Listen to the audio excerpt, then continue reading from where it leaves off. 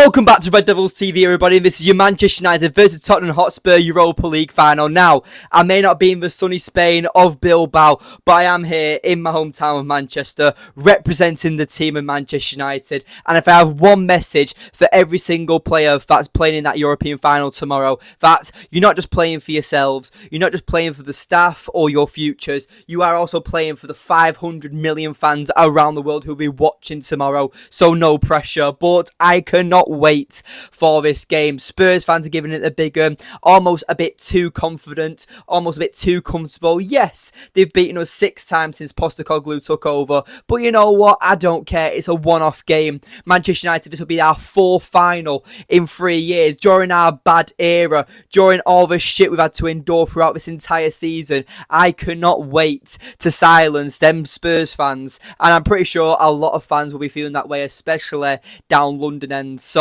yes, let's talk about this game. Personally for me, let's talk about Spurs quickly and their dangers and how they'll operate, because Ange Postecoglou has sort of altered his team and they're not as aggressive as I remember him personally. I watched them the other week because, you know, I'm hate watching. I need to be obsessed with them. I've been looking at all their injury news. I've been looking at their training sessions, their press conferences, their games, their highlights, their heat maps, everything. I've been a man obsessed about Spurs over the last 2 weeks. That's probably why I've not uploaded so much. Of all my time has been going on Spurs and being obsessed with them like a stalker almost. But no, the way that they play, and the biggest change I've seen with Postecoglou is the intensity. They still play with high intensity, don't get me wrong, but they're not as aggressive as they once was. And I think that's kind of where it's kind of kicked them, where it hurt this season, because they've had a lot of injuries like Manchester United have, but it's the ones that have struggled to come back, or it's the ones who have struggled to replace, and it's also the ones who have struggled to adapt with his system. And I feel like Ange Postecoglou at times has had to take a step back and been like, I'm losing too many games here, I need to change it up. And he still lost games. That's how poor Spurs are. Let's not forget, Man United may be in a bit of a rut, right? But Spurs have dug themselves a bit deeper in a hole. They're below us in the Premier League table somehow. They're worse than us in the Premier League somehow. Yes, they've scored more goals, but they've also conceded more. Like, we've got to look at it from a neutral standpoint and actually go into the game with forward thinking of what advantages Man United actually have over Spurs. And I generally think United have got quite a few, because if you look at man for man on the team, right, I can guarantee you that the team that's going to start in the European final tomorrow, you could probably say Spurs have better like players when it comes to individual talent on the pitch, right? I could say Spurs' entire back line, maybe 4 of them getting out of the 5, right? But the way I look at it is that the midfield, the forward line, is where Man United can definitely...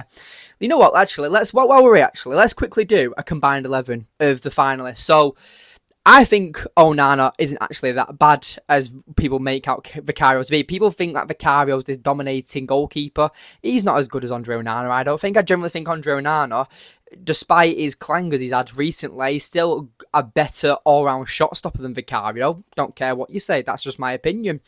Right back, yeah, Porro, we'll give you Porro. Romero, he's not better than Maguire. He's not better than Lenny Yoro. He's not better than an injured De Ligt. I think Romero is a massive hothead and he's completely overrated. He's just got that Argentinian passport sticker and people think that he's a Rolls Royce. He's really not. He's an absolute fuck who is slow, aggressive and won't really contribute anything. It's Van de Ven who I'm worried about. That freak who was made in the same lab as Erling Haaland. It should be illegal for Van de Ven to run at fucking 88 miles an hour whilst being a centre-back and standing at 6'4". He's a cheat code. People talk about Erling Haaland. He's a fucking Frankenstein's monster, Van de Ven. I can't stand him.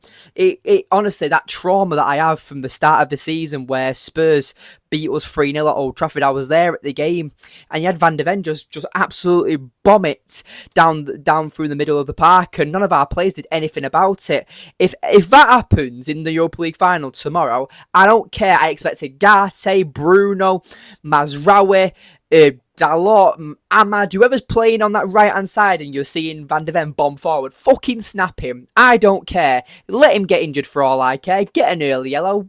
Who cares? If you're going to snap someone and tackle them hard, make sure it fucking hurts. So that's all I have to say.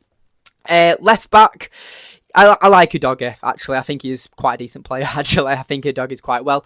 But no, so what's that? I feel like that you could say, so what is it, 3-2 right now in aggregate when it comes to combined 11. Bentancur, yeah, he's alright. Maybe he gets in over the likes of Vigati. But Casemiro and Bruno definitely walk into this team. So what's that, 4-4 now? Absolutely.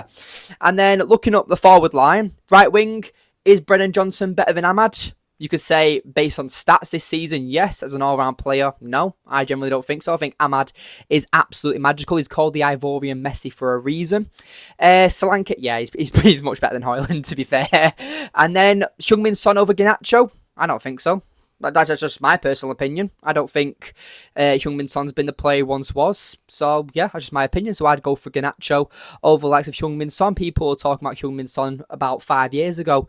But that was United's argument last season when we were talking about Casemiro. Like, Casemiro might still be playing poor, but he's Casemiro. You know, he's got that name. He's got that respect. He's got that identity. But people were saying, no, he's crap. He shouldn't be in a starting 11 or a combined 11. So, you know, that's the same argument I'm going to use now. Heung-min Son has not been good this season at all. So Garnacho for me has been much better than Heung-min Son, and I'd rather have Garnacho in my team than Heung-min Son personally. But yeah, that'll be my combined 11. So United win 6-3. There we go. So let's actually talk about the game and how do I think Spurs will operate. Like I said, the biggest change I've seen is the lack of intensity that they've stopped. And they'll still commit, they'll still push forward, they'll still play with a high line, and they still will play with somewhat of a bit of intensity. But I really don't think this is going to be a boring European final. You know, you've got the Champions League over the last few years. It's been a bit dull, bit vanilla, and you haven't seen any major scorelines. The Europa League has been much more competitive. I mean, what was it? Atalanta beaten and undefeated by Leverkusen last season. The Europa League is generally based on who wants it more, I think. And I feel like that with the Champions League, yes, it's a pedigree competition. This might be an unpopular opinion. It's a pedigree competition. It's up there. It's way bigger than the Europa League. But genuinely, the Europa League is there for more teams that aren't as good in quality and are in the Europa League for a reason, to give them that prize of Champions League football, to give them that qualification. And it's with the Champions League, you're just fighting for one of the biggest trophies in football. But for the Europa League, you're fighting for the Champions League qualification and a trophy. So for me, you might get certain players who want it a bit more, and that's where I think it might come down to mentality. And you could say, I don't know, just down to resilience and who wants it more almost. I don't know actually how to put it into words when it comes to the mentality side of it, because I've never been in a European final. But talking about Man United, all right, Amorim has made my year, all right? Not since he's been over, because obviously it's been shit. But that press conference is everything I wanted to hear. I've just watched his press conference and I've been delaying the preview for a while because I really wanted to get all the information before I actually give you my insight on the game. Diogo Dalot, Joshua Zirkzee, and Leniero are all available for this game. I don't care whether they're available for 5 minutes, 45 or 90. Those players can definitely make a difference. And those players I think we've definitely missed since they've been out. Leniero especially, Zirkzee especially. Dalot, maybe not so much, but we've still missed him. He's a physical beast, you know. He's quick as well. I mean, Garnacho, for God's sake, labelled him as one of the fastest in the team. Maybe that's why United have been struggling on transitions and actually getting out from the back at times, because Dalot does like to bomb forward and can commit at times. And he's got a good delivery on him when it comes to crossing into the box. So, yeah, but I feel like maybe Ahmad might start at right wing back tomorrow. But predicted 11, you know, I've said I'm at right wing back. I'll do my predicted 11. For me, it'll be Onana in net, Mazraoui, Maguire and Yoro. I do think Yoro will start. You could maybe see Lindelof come in just for a precaution, maybe. Lindelof did start against Bilbao and he did do really well. I will give him his flowers. He did do well. Dorgu and Ahmad as the wing back with Ugarte and Casemiro in the double pivots. And then the front three is where it gets really interesting, because playing with Højlund at the moment is like playing with 10 men, and I don't think he'll risk Zirkzee as a starter. So Amorim has played Bruno Fernandes and Mainu at times this season as a false nine. Will we see that tomorrow? Ten Hag did it in the Europa League, in the FA Cup final last season, where Bruno played as a false nine almost, and we can patch that midfield of Amrabat, Mainu, and McTominay. So we might see something like that, and we had Garnacho and Rashford on the wings, didn't we? So the way I look at it, my heart's telling me he will start Højlund, and I think he'll start Mount and Bruno behind him. Because then you're getting players that win duels, you're getting players that will press, you're getting players that will fight with intensity. I think that with Garnacho, because he's such an on and off player, you might get that opportunity where you're just being like, Garnacho, we all know you're much better off the bench. Come on, off the bench, make your spark, play with that intensity and electricity that we know you can, and be that difference maker we can be. As a starter, I just feel like the likes of Porro and Romero, despite how average he is, might get the better of him when it comes to physicality, pace on Porro's side as well. So I wouldn't risk it. I would play a more tactical and technical game, in my opinion. So yeah, that'd be my front three, I think, for tomorrow. And I would start Mainu, bring him off the bench like Garnacho as well. Ahmad for the right wing back, so you can have him arriving late, and maybe you could play with a front four almost. If we somehow get into the opposition's box, have Mazraoui covering the wide centre half route, so we can also almost play as a right back at times. So yeah, I'm looking forward to seeing how we play. I'm worried about the result, but at the same time, with the amount of confidence Spurs fans have got, for me, I look at it and I'm like, this is our fourth final in 3 years. All right. No one in the media is talking about that. Despite how crap we've been, this is our fourth final in 3 years, right? Have Arsenal done that? No. This great, mighty Arsenal side? No. Have Liverpool done that? Maybe, but I don't really care. City definitely have, but they've lost the last two. Where United have, what was it? We've won two. Might win tomorrow. Lost the FA Cup final against them. Yeah, you could say we're quite even at the moment over the last 3 years. So yeah, I think it's looking quite confident for United personally. Spurs, for some reason, just have this edge over us, I guess, because they've beaten us every time since Postecoglou's been their manager.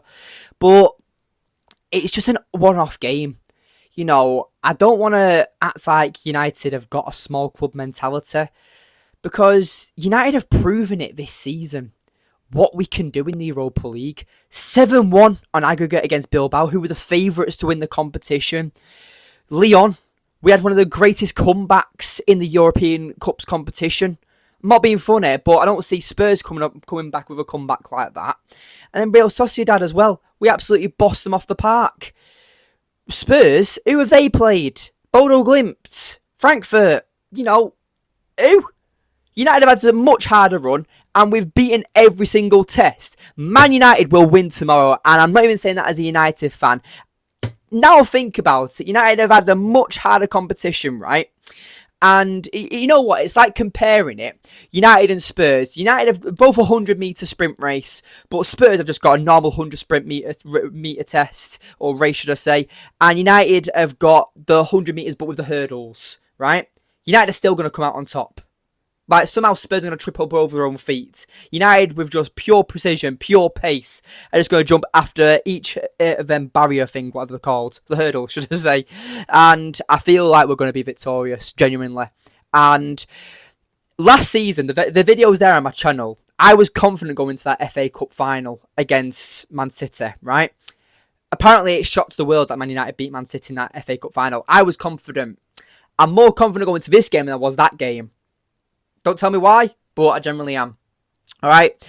The only thing that does worry me is Postecoglou, because he could generally have one of the most iconic moments or quotes in probably football in the last 10 years, that I always win things in my second season. If he keeps his word and United Spurs win tomorrow, then fair play. But I don't think it's going to happen. But yeah, we've got to look at it on a strong mindset. We've got to look at it as it's our European trophy and they're taking off us. Treat it like a heavyweight championship fight. You know, you look at it as, I don't know, you know, Spurs are the challenger. United have got the European trophy. They're trying to take it off us. Let's fight them and defend our title. We haven't won the Europa League since, what, 2017, 2018, or was it the 16-17 season? I can't really remember. But, you know, we look at it and you're like, Spurs have not won now in what 50 years? I don't fucking know. I don't fucking care, to be honest.